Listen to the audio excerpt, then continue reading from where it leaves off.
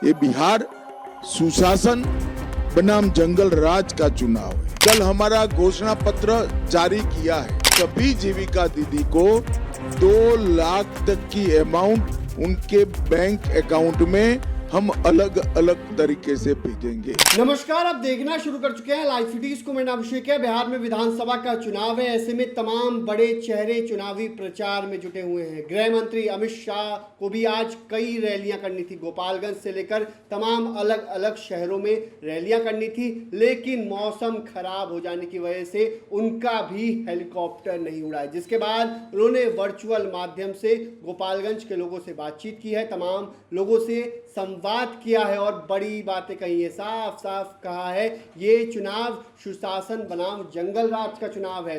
क्या दौर था जब कितने नरसंहार हुए, क्या कुछ हुआ, रोज हत्याएं होती थी। आरजेडी कांग्रेस वालों पर निशाना साधा है और साफ साफ कहा है हमारा घोषणा पत्र भी आ गया है और हम लोग 2-2 लाख रुपए महिलाओं के खाते में अलग अलग माध्यम से भेजेंगे, जीविका दीदी के खातों में। और तो और उन्होंने ये भी कहा है किसानों के लिए भी बड़ा ऐलान किया है। किसानों को जो 6,000 रुपए की राशि दी जाती है उसको बढ़ाकर 9,000 रुपए कर दिया जाएगा। तो तमाम बातें कही गई हैं। क्या कुछ कह रहे हैं गृह मंत्री अमित शाह, पहले आप वो सुन लीजिए। वेदर खराब होने के कारण, मौसम खराब होने के कारण परमिशन नहीं मिली, इसलिए मैं आभासी तरीके से, वर्चुअल तरीके से आप लोगों के साथ बात कर रहा हूं।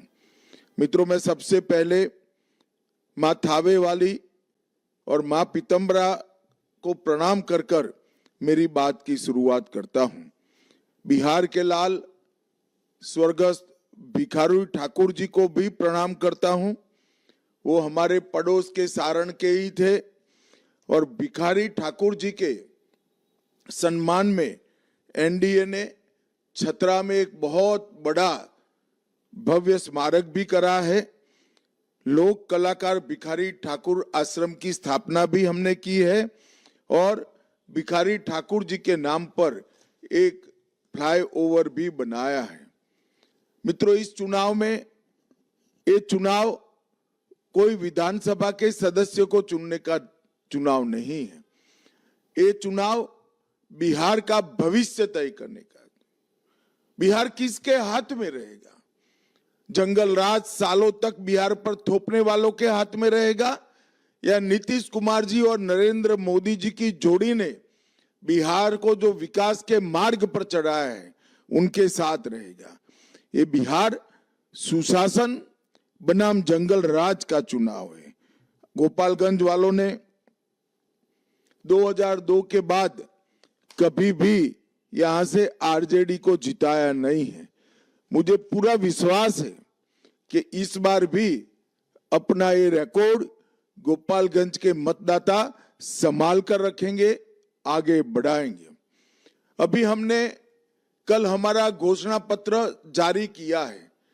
ढेर सारे बिहार के विकास की ब्लूप्रिंट हमने घोषणा पत्र में की है, मगर 2 प्रमुख बातें, एक किसानों के लिए और एक माताओं के लिए मैं रिपीट करना चाहता हूं, दोहराना चाहता हूं।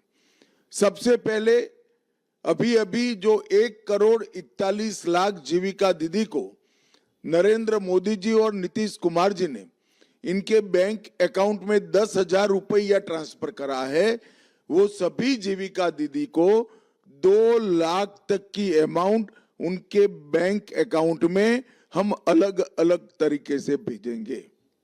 और दूसरा, मोदी जी 87 लाख किसानों को 6,000 रुपया प्रति साल देते हैं। अब आप एनडीए सरकार बनाने के बाद ये 6,000 में 3,000 रुपया एनडीए सरकार बिहार की भी जोड़ेगी और 6,000 की जगह 9,000 रुपया मिलेगा। भाइयों बहनों, 87 लाख किसानों को प्रति साल 9,000 रुपया मिलना और सभी जीविका दीदी को 10,000 मिल चुका है, 2 लाख और मिलेगा, 2,10,000 रुपया देना, ये बहुत बड़ी बात है। साधु यादव के सारे कारनामे गोपालगंज वालों से ज्यादा किसको मालूम है? जंगल राज के दौर में अनगिनत हत्याकांड हुए, जिसमें 12 नरसंहार, बथानी टोला नरसंहार, सोनारी नरसंहार, लक्ष्मणपुर बाथे कांड, शंकर बिघा कांड, मियापुर नरसंहार, अलग अलग 34 नरसंहार बिहार की भूमि को रक्त रंजित ये करे थे। उसकी जगह नरेंद्र मोदी और नीतीश कुमार जी ने बिहार में सुशासन का काम किया है। आज मैं गोपालगंज आया हूं, तब आप लोगों को बताना चाहता हूं कि नरेंद्र मोदी जी ने बंद हुई चीनी मिलों को चालू करने के लिए बहुत अच्छा प्रयास किया है। रीगा चीनी मिल को चालू कर दी गई है। 3 चीनी मिलों में, जिले में 3 शुगर मिले, इथेनॉल प्लांट, चावल और आटा मिले और डेयरी प्लांट को आयोजित करने का हमने काम किया है। और मैं आज बिहार की जनता को कहने आया हूं कि बिहार की जितनी भी बंद चीनी मिलें पड़ी है, वो सभी चीनी मिलों को अगले 5 साल में चालू कर हम किसान की समृद्धि के लिए काम करेंगे। एमएसपी की बात ये महाठगबंधन वाले कर रहे हैं। मैं बिहार के किसानों को बताना चाहता हूं कि 2014-15 में धान की एमएसपी 1310 रुपया थी। अब हमने इसको बढ़ाकर 2400 रुपया की है, 81% की वृद्धि की है। और मक्के की एमएसपी भी 1310 से बढ़ाकर 2400 रुपया की है। और गेहूं की एमएसपी 1400 से बढ़ाकर 2600 रुपया करने का काम भारतीय जनता पार्टी की सरकार ने किया है। भाइयों बहनों, गोपालगंज जिले में 2200 करोड़ से डुमरिया घाट से पटना तक एक्सप्रेस वे बनाने का काम एनडीए की सरकार ने किया है। 340 करोड़ से हटुआ में आधुनिक एलपीजी बॉटलिंग प्लांट बनाने का काम किया है। 263 करोड़ से गंडक नदी पर 70 घाट पुल का उद्घाटन हो चुका है और 200 करोड़ से NH 127 पर एलिवेटेड कॉरिडोर का निर्माण भी शुरू हो गया है।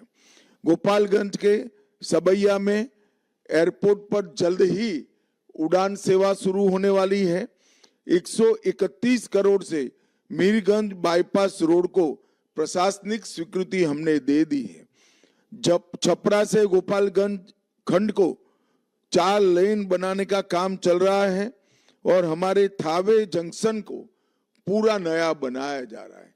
ऐसी तो ढेर सारी विकास के काम हमारी एनडीए सरकार ने किया है।